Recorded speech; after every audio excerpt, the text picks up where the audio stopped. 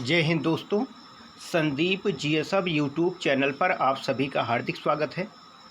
जैसा कि आप जानते हैं हम लोग पीसीएस और समीक्षा अधिकारी के जो प्रीवियस ईयर के पेपर हुए हैं उसको सॉल्व कर रहे हैं। तो 2018 के पेपर को अभी हम सॉल्व कर रहे हैं।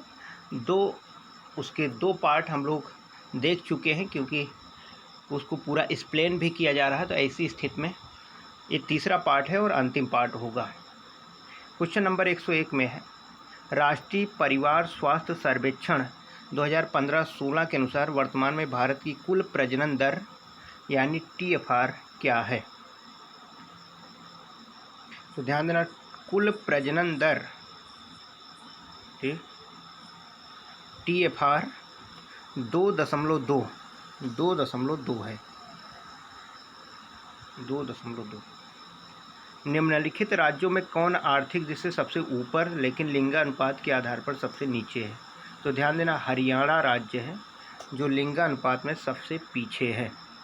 यानी सबसे अच्छा राज्य आप जानते हैं केरल है, 1000 पुरुष पर आप जानते हैं 1084 महिलाएं हैं। वहीं हरियाणा में आप जानते हैं 1000 पुरुष पर 879 महिलाएं हैं, बहुत ही कम है। तो ये भी आप जानते हैं।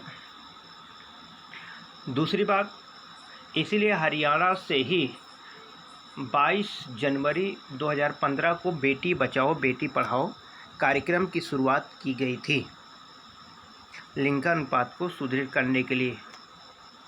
अगला प्रश्न हम लोग देखेंगे। प्रश्न पूछा गया 103, वनस्पति जलवायु का सही सूचक है, यह कथन किसका है। कोपेन, जर्मन वनस्पति विज्ञानी तथा जलवायु विज्ञानवेत्ता व्लादिमीर कोपेन ने वर्ष 1990 में विश्व की जलवायु का वर्णनात्मक वर्गीकरण प्रस्तुत किया, जिसे 1918, 1931 तथा 1936 में संशोधित एवं परिमार्जित किया गया। कोपेन ने वनस्पति को जलवायु का सही सूचक माना है। कालांतर में कोपेन की भांति थॉर्नथ्वेट ने भी यह स्वीकार किया कि वनस्पति जलवायु की सूचक होती है तथा वनस्पति पर वर्षा की मात्रा, तापमान का पर्याप्त प्रभाव पड़ता है। जहां कोपेन ने वनस्पति को जलवायु का प्रत्यक्ष सूचक माना है, वहां थॉर्नथ्वेट ने वनस्पति को जलवायु के अप्रत्यक्ष तत्व के रूप में स्वीकार किया। ठीक, यानी कोपेन ने जलवायु को प्रत्यक्ष माना है, यानी वनस्पति को जलवायु का प्रत्यक्ष सूचक माना है। वहीं पर थॉर्नथ्वेट ने वनस्पति को जलवायु का अप्रत्यक्ष तत्व के रूप में माना है। अगले प्रश्न की ओर हम लोग चलते हैं। निम्नलिखित ऊर्जा स्रोतों में कौन पर्यावरणीय प्रदूषण नहीं उत्पन्न करता है। तो याद रखना, सौर ऊर्जा एक पर्यावरणीय प्रदूषण उत्पन्न नहीं करता है, सभी लोग जानते हैं। सौर ऊर्जा, इससे कोई भी प्रदूषण नहीं होता है। पशुओं को दिया जाने वाला कौन सा दर्द निवारक है कि भारत में गिद्धों के लगभग विलुप्त होने के लिए उत्तरदायी है। तो याद रखना, डिक्लोफेनिक एक दवा है, ये दर्द निवारक दवा है। ठीक, सोडियम डिक्लोफेनिक इसको कहा जाता है, डिक्लोफेनिक कहा जाता है। किसानों एवं पशुपालकों द्वारा इसका सर्वाधिक उपयोग किया जाता है। जब पशु मरते हैं तो अपमार्जक पशु पक्षी उनका मांस खाते हैं। इसी क्रम में गिद्ध भी उस सबका मांस खाता है तो वह मर जाता है। पर्यावरणविद इस दवा के पशुओं पर प्रयोग के पूर्ण प्रतिबंध की वकालत करते हैं। हाल के सर्वेक्षणों में गिद्ध प्रजाति की संख्या में बड़े पैमाने पर कमी आ गई है, बहुत ज़्यादा कमी आई है। 2015 में सर्वाधिक कार्बन डाइऑक्साइड का उत्सर्जक देश कौन सा रहा। तो याद रखना, चीन सबसे ज़्यादा कार्बन डाइऑक्साइड उत्सर्जक देश रहा। वर्तमान समय में भी आप जानते रहिए, चीन पहले स्थान पे है, अमेरिका दूसरे स्थान पे है और यूरोपीय यूनियन तीसरे स्थान पे है, भारत चौथे स्थान पे है। लेकिन अगर यूरोपीय संघ को हटा दिया जाए, देश को लिया जाए, तो चीन अमेरिका के बाद भारत का ही नंबर आता है। ठीक, चीन, अमेरिका, भारत देगा, अगर यूरोपीय यूनियन को हटा दिया जाए तब। क्वेश्चन नंबर 107 है, इसमें कथन सही है बताना है। प्राकृतिक आपदाएं सर्वाधिक क्षति विकासशील देशों में करती हैं। ठीक। दूसरा है भोपाल गैस त्रासदी मानव निर्मित थी। तीसरा है भारत आपदा युक्त देश है। मैंग्रोव चक्रवातों का प्रभाव कम करते हैं, ये प्रश्न पूछा गया था, लेकिन ध्यान देना कि इस प्रश्न को आयोग ने हटा दिया था, इसमें कुछ मिस्टेकें थी, इसलिए इस आयोग ने इसे हटा दिया। सबसे अधिक स्थिर पारिस्थितिकी तंत्र कौन सा है? तो सागरीय पारिस्थितिकी तंत्र सबसे स्थिर है, जिसको महासागर भी कहा जाता है। महासागर पारिस्थितिकी तंत्र सबसे अधिक स्थिर पारिस्थितिकी तंत्र है। यह अपनी रासायनिक संरचना के कारण स्थिर रहता है। सागरीय जल खारा होने के साथ ही विघटित ऑक्सीजन, प्रकाश व तापमान के स्थिर होने के कारण सबसे अधिक स्थिर होती है। अगला प्रश्न है, हरित गृह प्रभाव क्या है? तो ध्यान देना, वैश्विक ताप में वृद्धि ही हरित गृह प्रभाव है। जो आप जानते हैं हरित ग्रीन हाउस जो प्रभाव होता है, उसी को हिंदी में हरित गृह प्रभाव कहा जाता है। दिया गया अधिकांश जलवायु विज्ञानी इस बात से सहमत हैं कि मौजूदा वैश्विक ताप वृद्धि जनित जलवायु परिवर्तन ग्रीन हाउस प्रभाव का ही मानवीय विस्तार है। वायुमंडल में कुछ गैसें ऊष्मा को अंतरिक्ष में वापस जाने से रोक देती हैं। दीर्घकालिक गैसें जो कि वायुमंडल में अर्ध अस्थायी रूप से प्रत्युत्तर नहीं देते, ऐसे बलात् जलवायु परिवर्तन कहा जाता है। ग्रीन हाउस प्रभाव के लिए जिम्मेदार गैसें carbon dioxide, methane, nitrous oxide और क्लोरोफ्लोरोकार्बन तथा जलवाष्प है। एक गैसें वायुमंडल में विकिरित किरणों को अवशोषित कर लेते तथा तापमान में वृद्धि हो जाती है। अगले प्रश्न की ओर हम लोग चलेंगे। जलवायु परिवर्तन पर संयुक्त राष्ट्र का सम्मेलन COP21 कहाँ हुआ था? तो ध्यान देना, ये पेरिस में हुआ था COP21। करंट का उस समय का क्वेश्चन है। तो इस समय अभी प्रश्न पूछा गया है कि निम्नलिखित में कौन द्वितीयक प्रदूषक है? तो याद रखना, स्मोग जो है वो द्वितीयक प्रदूषक है। ऐसे प्रदूषक जो सीधे वायु में मिलते हैं प्राथमिक प्रदूषक कहलाते हैं। जो वायु में डायरेक्ट मिलेंगे वो प्राथमिक प्रदूषक कहलाते हैं, जैसे carbon monoxide, carbon dioxide, sulphur dioxide. ऐसे प्रदूषक जो प्राथमिक वायु प्रदूषकों तथा साधारण वातावरणीय पदार्थों की क्रिया के फलस्वरूप उत्पन्न होते हैं, द्वितीयक प्रदूषक कहलाते हैं। ओजोन प्रदूषक और स्मॉग प्रदूषण, ओजोन प्रदूषण और स्मॉग प्रदूषण इसी रूप का उदाहरण है। ओजोन स्मॉग दोनों द्वितीयक प्रदूषक हैं। अगला प्रश्न हम लोग देखते हैं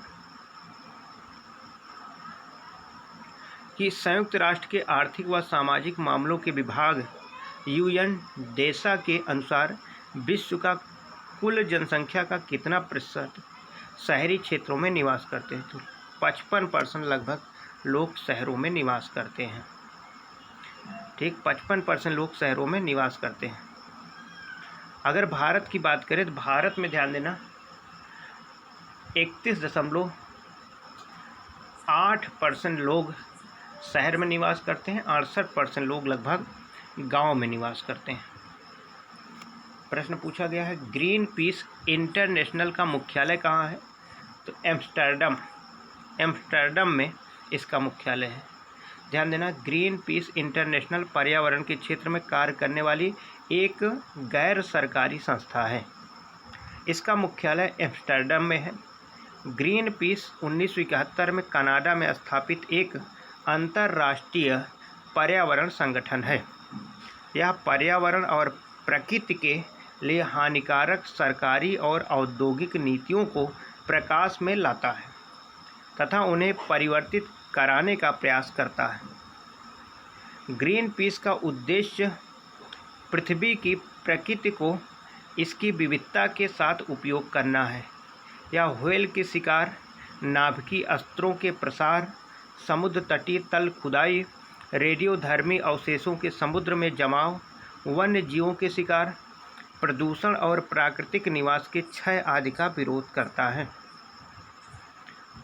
115 2011 की जनगणना के अनुसार निम्नलिखित राज्यों में किसमें ग्रामीण एवं शहरी दोनों क्षेत्रों में शिशु लिंगानुपात न्यूनतम है यानी कम है? तो ध्यान देना, हरियाणा में लिंगानुपात सबसे कम है। हरियाणा में लिंगानुपात कम है। आगे हम लोग देखते हैं 2011 की जनगणना के अनुसार निम्नलिखित राज्यों में से किसकी ग्रामीण जनसंख्या सर्वाधिक है? तो उत्तर प्रदेश में सबसे ज़्यादा ग्रामीण आबादी रहती है, सभी लोग जानते हैं। उत्तर प्रदेश में सबसे ज़्यादा ग्रामीण आबादी रहती है। अगले प्रश्न की ओर हम लोग चलेंगे। प्रश्न पूछा गया है, उत्तर प्रदेश में पूर्वांचल एक्सप्रेस मार्ग निम्नलिखित किस नगर से नहीं गुजरता? याद रखना, बस्ती से यह मार्ग नहीं गुजरता है, बस्ती से, लेकिन करंट का था उस समय, ये अभी पूछे जाने की संभावना कम है। एक प्रश्न है, उत्तर प्रदेश की निम्नलिखित नदियों में कौन सी पर्यावरण प्रदूषण के कारण जैविक आपदा घोषित की गई है? तो याद रखना, गोमती नदी। उत्तर प्रदेश में गोमती नदी फुलहर झील से निकलती है, यह स्थलीय नदी है, मतलब ये याद रखना कि ये नदी पहाड़ों से नहीं निकलती है, मैदानों से निकलती है। पीलीभीत जिले में फुलहर झील है, वहाँ से निकलती है। पीलीभीत से यह शाहजहांपुर, खीरी, सीतापुर, लखनऊ, सुल्तानपुर, जौनपुर आदि में बहती हुई गाजीपुर के कैथी नामक स्थान पर, याद रखना, गंगा में मिलती है। पीलीभीत से निकलकर गाजीपुर में आके गंगा में मिल जाती है। अत्यधिक प्रदूषण प्रवाह के कारण इसे जैविक आपदा कहा जाता है, जबकि दामोदर नदी को अत्यधिक प्रदूषित होने के कारण जैविक मरुस्थल की संज्ञा दी जाती है। तो जैविक मरुस्थल दामोदर नदी, जैविक आपदा गोमती नदी, याद रखना, गोमती नदी। प्रश्न है,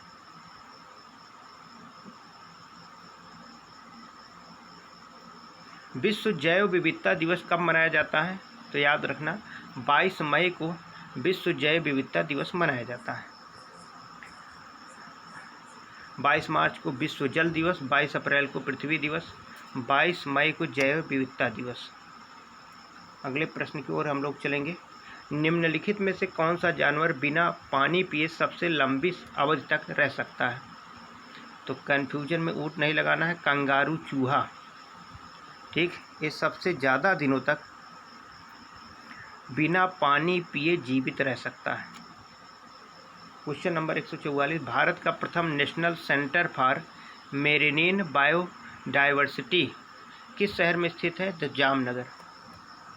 भारत का प्रथम national centre for marine biodiversity Jamnagar Gujarat में है। प्रथम railway university national rail and transport institute Vadodara Gujarat में खोला गया है। स्वेन नहर के बन जाने के पश्चात भारत और यूरोप के मध्य सामुद्रिक दूरी में कितनी कमी आई है? 7000 किलोमीटर, याद रखना। स्वेन नहर समुद्री यातायात के लिए 1869 में खोला गया। ये नहर भूमध्य सागर और लाल सागर को जोड़ती है। स्वेन नहर के बन जाने के बाद भारत और यूरोप के मध्य सामुद्रिक दूरी में 7000 किलोमीटर की कमी आई है, ध्यान देना। इसके बनने के पूर्व यूरोप वासियों को भारत पहुंचने के लिए दक्षिण अफ्रीका महाद्वीप के केप ऑफ गुड होप होते हुए भारत आना पड़ता था, लेकिन अब ऐसा नहीं करना पड़ता है। निम्नलिखित युग्मों में कौन सही सुमेलित नहीं है? ध्रुव दास, भगत नामावली, नामादास, भक्तमाल, रसखान, ध्यान देना, रसखान, रसिक प्रिया। तो जो ये रसिक प्रिया है एक केशव दास की रचना है, रसखान की नहीं है, याद रखना। Question number 47, the accidental prime minister पुस्तक के लेखक संजय बारू हैं, आप जानते हैं, इस प्रधानमंत्री के सचिव रह चुके हैं। द एक्सीडेंटल प्राइम मिनिस्टर पुस्तक संजय बारू द्वारा मनमोहन सिंह पर लिखी गई है। संजय बारू मई 2004 से 2008 तक तत्कालीन प्रधानमंत्री के मीडिया सलाहकार थे। मनमोहन सिंह के मीडिया सलाहकार थे, याद रखना। क्वेश्चन नंबर 148 आप देखेंगे। प्रश्न पूछा गया है, वैश्विक गांव की संकल्पना का विकास आधारित है, किस पर आधारित है? परिवहन एवं संचार का विकास पर आधारित है। यानी ग्लोबल विलेज की संकल्पना का विकास परिवहन एवं संचार सुविधाओं के विकास पर आधारित है। मार्शल मैकलुहान ने वैश्विक गांव की भविष्यवाणी की थी, जो इलेक्ट्रॉनिक तंत्र द्वारा एक दूसरे से जुड़े हुए हैं। वैश्विक गांव शब्द इलेक्ट्रॉनिक मीडिया के उपयोग के माध्यम से पूरी दुनिया का सरलीकरण कर एक गांव के रूप में प्रदर्शित करता है। क्वेश्चन नंबर 149, इंसिनरेटर्स का उपयोग निम्नलिखित में किसके द्वारा किया जाता है? तो याद रखना, इंसिनरेटर्स तो कूड़ा कचरा को जलाने के लिए इसका प्रयोग किया जाता है। क्वेश्चन नंबर 150, विश्व जनसंख्या दिवस कब मनाया जाता है? 11 जुलाई। 11 जुलाई 1988 को विश्व की कुल जनसंख्या 5 अरब हो गई थी। ध्यान देना, 1987 होना चाहिए, 1988 गलत लिख दिया गया है, इसलिए 11 जुलाई को विश्व जनसंख्या दिवस मनाया जाता है। ठीक है, एक प्रश्न आप लोग आंसर आपको देना है कि वर्तमान समय में भारत में सबसे ज़्यादा जिसको कहते हैं कि जनसंख्या घनत्व किस राज्य में है? स्टेट का नाम आपको बताना है, स्टेट का नाम आपको बताना है। जय Hind, have a nice time.